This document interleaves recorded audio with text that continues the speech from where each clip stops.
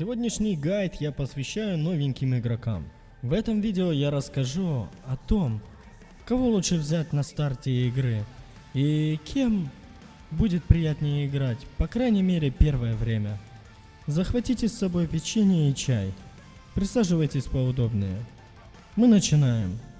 При создании персонажа вам предложат выбрать один из 4 классов: мастер меча, стрелок, ассасин и танцор душ.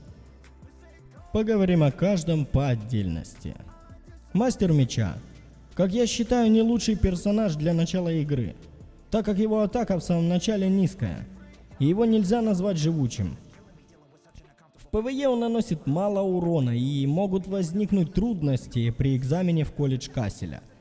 Этот класс расцветает на более поздней стадии игры. Уж это я вам гарантирую. Мы переходим на стрелка. По моему мнению, это один из лучших классов для начала игры. Урона очень много, и в целом персонаж с 2 пушками круто выглядит. Большинство новичков начинают именно с этого класса. Но для ПВП этому классу нужен опытный игрок. Следующим классом будет ассасин. Класс, который может атаковать как на расстоянии при помощи стойки мага, так и уничтожать в ближнем бою при помощи стойки тени. Очень мобильный класс с гибким геймплеем, подходящий каждому. Номер 2 класс среди выбора новичков. Далее мы переходим к танцору душ. О да, просто золотой дождь. Этот класс поддержки и только, но имеет уйму нюков и контроля. Хорош как в ПВЕ, так и в ПВП. И если у вас есть руки и стремление к тому, чтобы вас звали лучшим, вам нужно запомнить одно: вас будут обожать везде, если вы будете использовать Twin Pact, нить, что связывает ваши с союзником души, повышая характеристики вашего союзника, и при правильном плане крови будет делить между вами хитпоинты, что придаст выживаемости. Ведь вы сможете восстанавливать здоровье вашему союзнику, просто используя способности исцеления на себя. Но лично я считаю, что каждый волен выбирать класс, который ему по душе. Кстати, после 70 уровня вы сможете выбрать такие классы, как боец, класс, что очень мобилен и может постоянно преследовать и атаковать персонажа, при этом располагает наличие робота, которого можно запрыгивать для того, чтобы пережить сильный урон от противников. Он сражается руками и ногами, настоящий боец. Но лично у меня пригорает, когда почти мертвый боец запрыгивает в робота. И не менее сильный класс жнеца, что способен постоянно убегать от оппонентов при помощи мгновенного перемещения, которое доступно ему в обоих стойках кота и ворона. Его можно назвать одним из лучших ПВП классов, ведь оппоненты за ним просто не успевают. Этот класс не раз заставил меня ощущать боль. Вам просто следует знать, что любой из классов требует внимания и терпения. Ведь в этой игре побеждает тот игрок, уровень игры которого выше.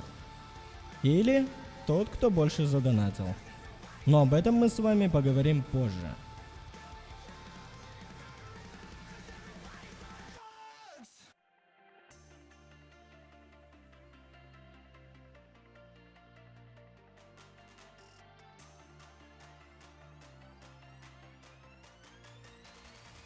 После прохождения экзамена в колледж Касселя, игра встретит нас уймой красных уведомлений. Но не стоит теряться. Игра довольно проста, если разобраться, то каждый элемент станет понятен. В чате часто будут писать ежи +3, а иностранная комьюнити Dailiest +2 или +4. Это так называемые ежедневные события, которые следует проходить каждый день после рестарта сервера в 00 по времени сервера. Сейчас на экране вы можете заметить, что доната в игре уйма.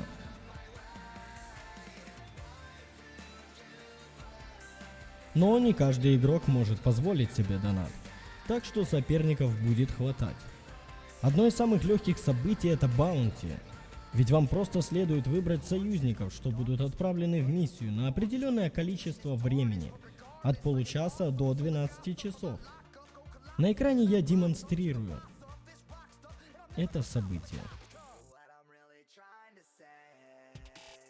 В начале игры у вас не будет союзников, но вы сможете выкрутить их из призыва во вкладке «Наем». Игра будет постоянно поощрять ваш актив и давать вам нужные предметы на призыв этих самых союзников. Вам будут выданы награды за время онлайн, ежедневный вход, еженедельную активность. И каждые выходные вы сможете сделать орошение на древе и в понедельник собрать нужное количество алмазов. Все зависит от вашей удачи. Каждые выходные вечером вам будут выдавать купоны карнавала, которые вы можете обменять на эксклюзивные награды.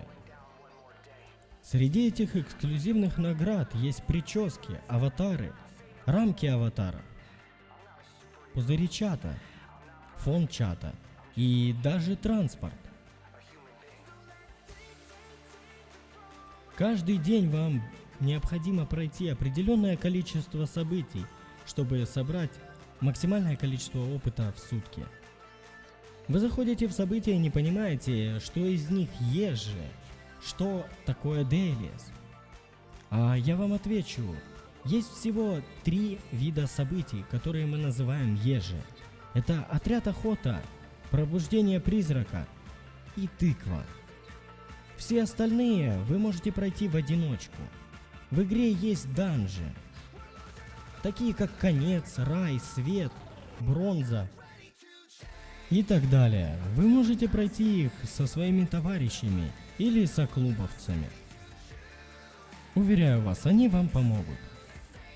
На тот случай, если вы пропустили ежедневные события, вы можете выкупить 70% потерянного опыта в доделке, перейдя во вкладку события и щелкнув на нее в левом верхнем углу.